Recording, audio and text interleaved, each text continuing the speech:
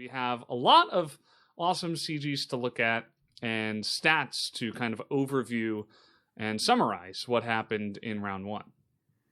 And I think I always like these points because you can kind of evaluate, right? Like, if you take every match as a single match, then you very often forget what happened fairly quickly.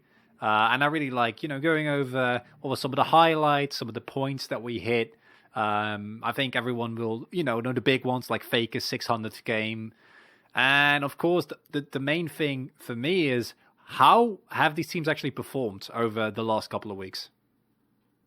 Yeah, for sure. So we do have the standings, just to go over what happened over the course of round one. This is where we stand. So Dalman Kia up on top. They had that one big misstep with the loss to Fred Brion. Other than that, they sweeped everybody else. They have a plus 11 indicator score, 6 wins in a row, and are just on top. And they're followed by Genji, Hanwha Life, and DRX, who do move into that, top 4 slot at this point in time. Also means that if Fred Brion wins, KT wins their next game, they'll actually overtake T1, which is pretty surprising. And talking about not surprising, the fact that there's 2 Dalman Kia players in the top 3 for POG standings here.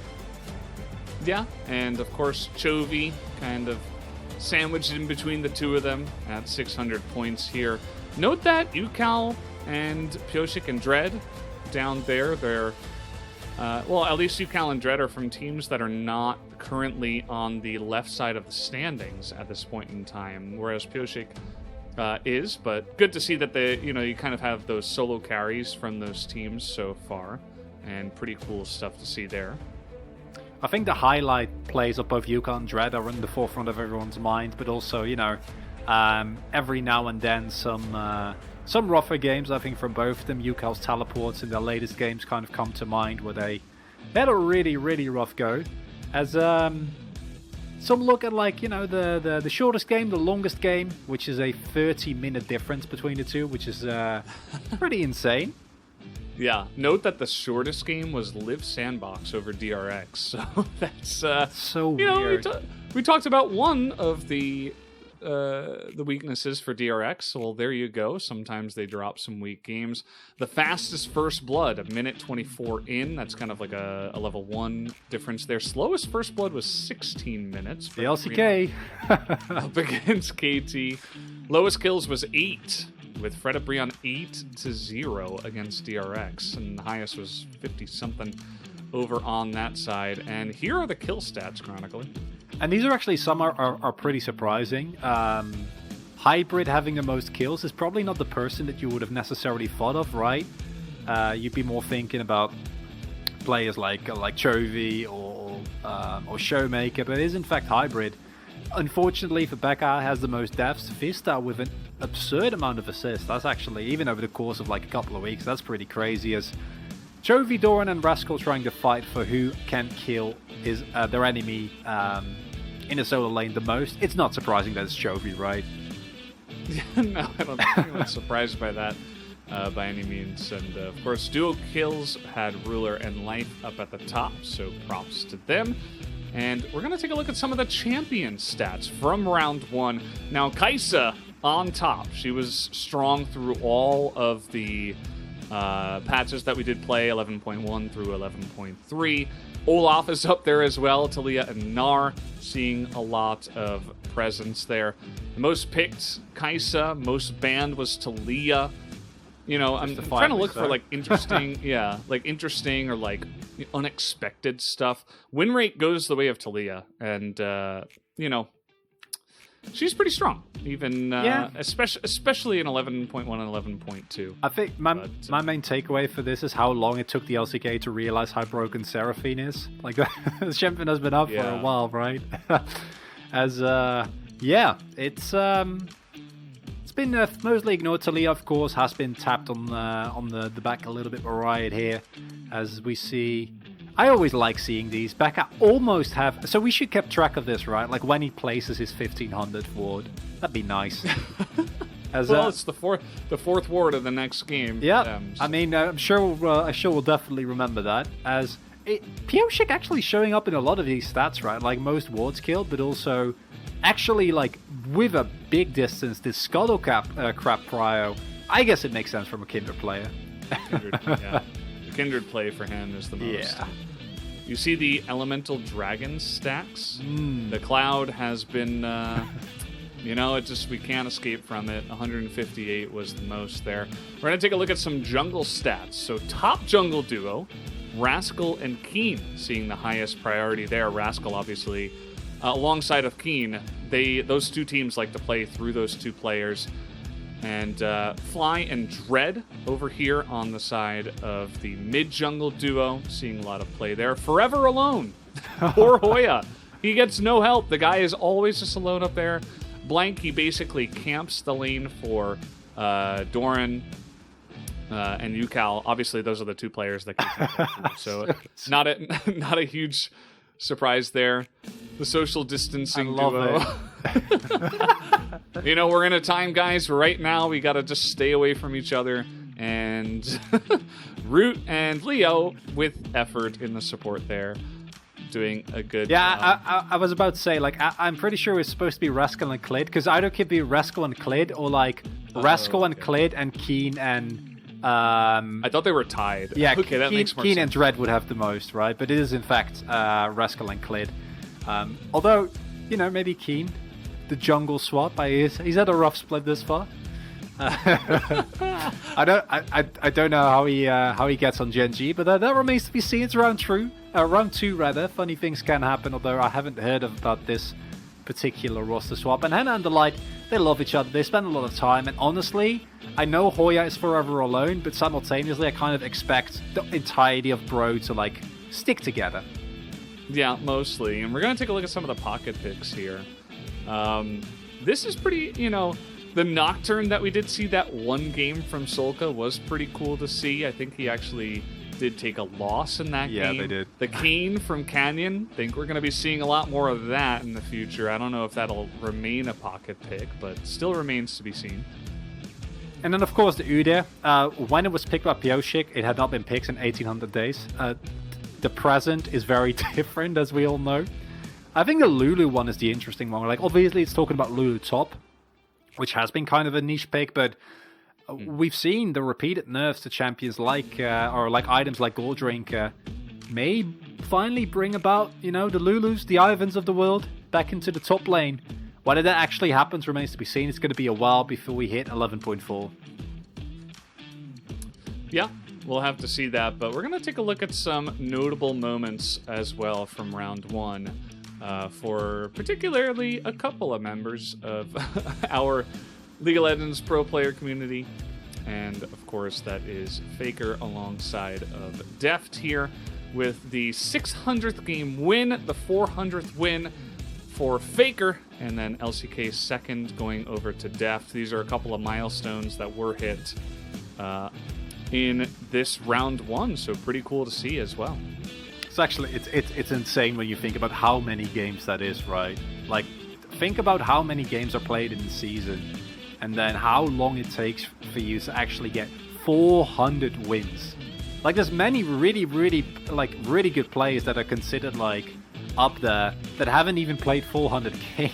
It's actually insane. Yeah, it's pretty crazy. I don't know the exact list, but it is a lot. But guys, we do have also the round 1 play of the game plays. So I want to see the best 5 from this round 1, and we're going to get into those plays. Some insane stuff did get pulled off from some of our very talented players this time around. So we will get into that here now. And like I said, I always like these moments where you look back and Ghost, not the most prominent member of Diamond Kia. They have generally been kind of a mid-top jungle type of focused team, but getting the Penta with the amount of frontline you have there, it always feels good.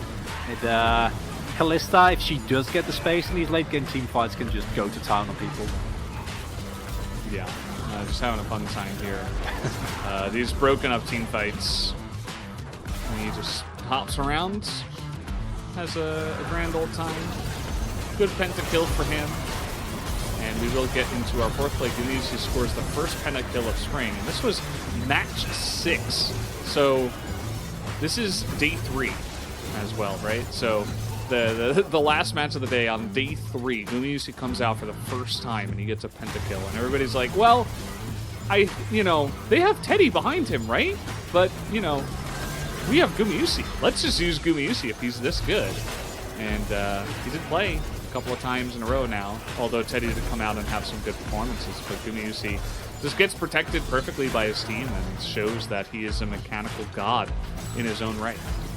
And this was also early in the split, right? So you see this T1 and then kind of compare that to one we see now. It is rough.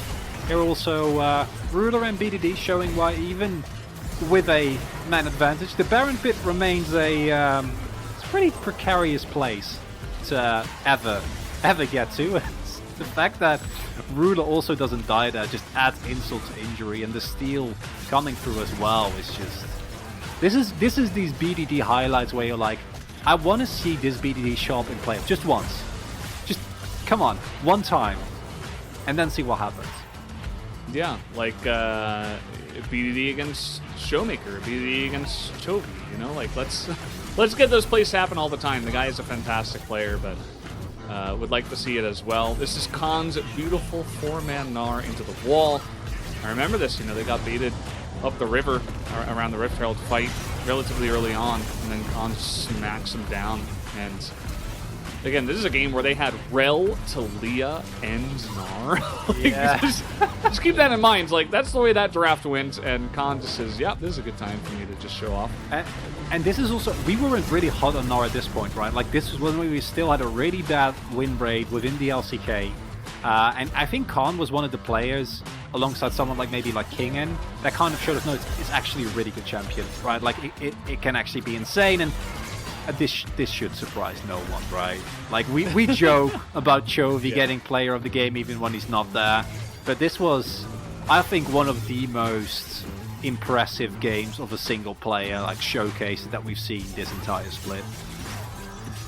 This was an incredible game. I casted this one, I think, with Wolf, and I was just kind of stunned afterwards, because this kind of performance is once once a split at most. Maybe it's once a year at least. This is just insanity what he was able to do to Gen G, and this is what we were talking about.